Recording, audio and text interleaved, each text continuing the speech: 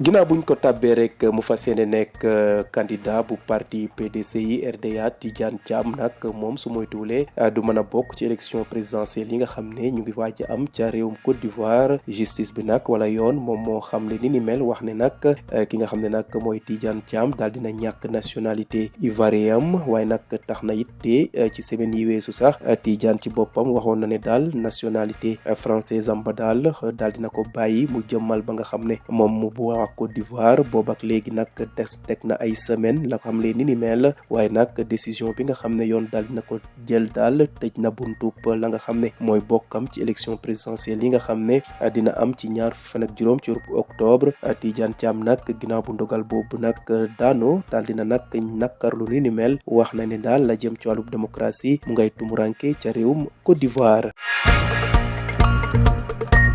jóge fi nga xam ne nag mooy Afrique de l'Ouest dem fa nga xam ne moom mooy Moyen-Orient président bu autorité palestinien di Mahmoud Abbas daal dina xamle tey jii ci bésub alarba bi yemook ñaar fan ak ñetti ci avril wax na ne nag waa Hamas nañu bàyyi otage israélien yi nga xam ne moom la ñu jàpp ca bande de Gaza waa Israël sax jot nañu amal bombardement ca bande googe lu tollook ñaar fukki nit ak juróom daal di ñàkk seen bakkan ñu gis ne nag Israël ginnaaw bu ñu amalee trêve daal dina nag rompre trêve boobee mu daal di tàmbalewaat la nga xam ne moo jëm ci bombardement yi ci bésub fukki fan ak juróom ñett ci mars offensive am boobee ca nekk ba muy def ca bande de Gaza mu ngay wéy di ko déggal waa Israël nag gis ne ci juróom-ñaari fan ci octobre ci atum 2023 ba léegi la waa Hamas daal di jàpp seen doom yooyee te bañ leen a joxe ki nga xam ne nag mooy Mahmoud Abbas tey ji ci bésub alarba bi ca fa nga xam ne mooy ville bu ñuy wax Ramallah nekk ca Cisjordanie occupé wax na ne daal Hamas mooy jox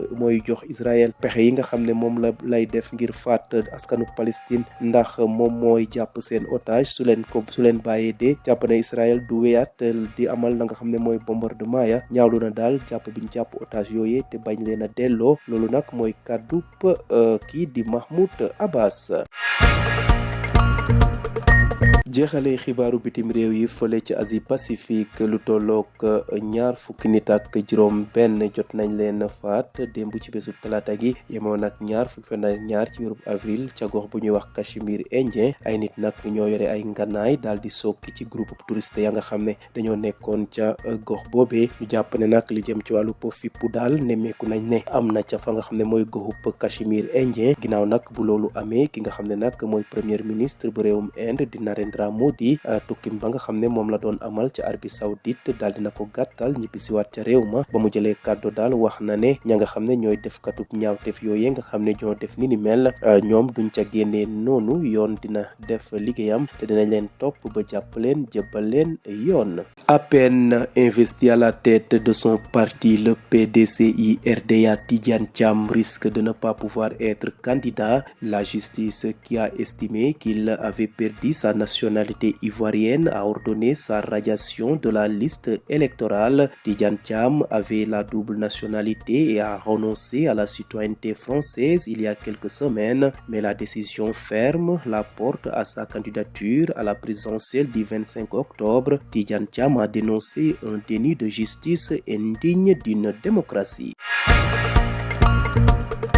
Quittons l'Afrique de l'Ouest pour le Moyen-Orient où le président palestinien Mahmoud Abbas a appelé aujourd'hui mercredi 23 avril le Hamas à libérer les derniers otages retenus à Gaza où les frappes israéliennes ont fait 25 morts selon les secours, laissant des corps calcinés et des victimes ensevelies sous les décombres. Rompant une trêve de 2 mois, Israël a repris le 18 mars son offensive sur le territoire palestinien, affirmant vouloir contraindre le mouvement islamiste à libérer les otages qu'il retient depuis l'attaque du 7 octobre 2023. Le président palestinien a affirmé depuis Ramallah en Cisjordanie occupée que le Hamas avait fourni à Israël des prétextes pour commettre des crimes dans la bande de Gaza, le plus grand de ces prétextes étant la détention d'otages.